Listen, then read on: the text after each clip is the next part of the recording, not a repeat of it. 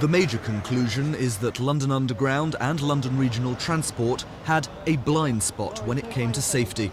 A belief that fires on the tube system were inevitable, and a belief that any fire on a wooden escalator would never develop in a way which would endanger passengers. Inquiry Chairman Desmond Fennell describes such a view as seriously flawed. It failed to recognise the unpredictability of fire and ignored the danger from smoke, which was almost certainly more deadly than fire. Three questions lie at the heart of the investigation. First, how did the fire start? Following detailed analysis of films and tests made by the emergency services and scientists, the report concludes that a single lighted match led to the death of 31 people. Passengers continued to smoke on the Underground after the ban instigated in February 1985. In particular, they lit up on escalators as they prepared to leave stations. Gaps had been observed on escalator number 4 at King's Cross, gaps through which a lighted match could fall and ignite an accumulation of grease, dust and debris. This was the seedbed for the fire. On November the 18th, 1987, that seedbed ignited. The fire had begun.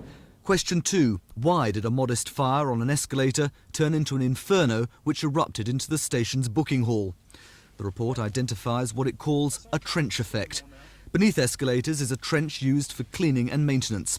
Scientists have established that at King's Cross, flames and hot gases were trapped in the trench, extended rapidly up it, and eventually burst out into the open, gushing thick black smoke at the top.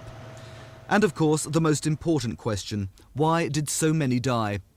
The report says the alarm was raised at about 7:30 p.m. A member of staff went to inspect. It's here that error and omission begin to compound themselves into tragedy. The London Underground official had no fire training. He didn't inform his superiors. There was no evacuation plans. Police officers on the scene didn't know the station's geography.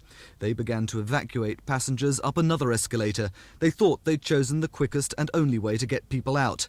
They couldn't have anticipated the flashover or the dense smoke. In fact, they were sending people to their deaths. The fire brigade arrived only 2 minutes before the flashover. The report says it was too late for them to do anything. Between 7:30 and 7:45, not one single drop of water was applied to the fire. Desmond Fennell divides his recommendations into 4 categories. They range from suggested through to most important. Among the most urgent steps, heat and smoke detectors for escalators and replacement of wooden parts with metal. Better training for staff in fire and general safety matters, and regular testing of emergency equipment. Better management of safety, the appointment of a London Underground director with special responsibility for it. The public address system must be improved and communications equipment inspected regularly.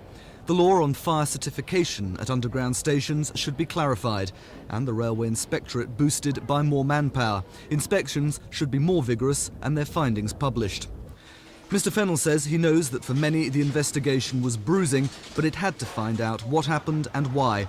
It would have achieved its goal, he said, if it served the ends of safety, and above all reminded people that they must place safety first. Paul Larsman, Thames News.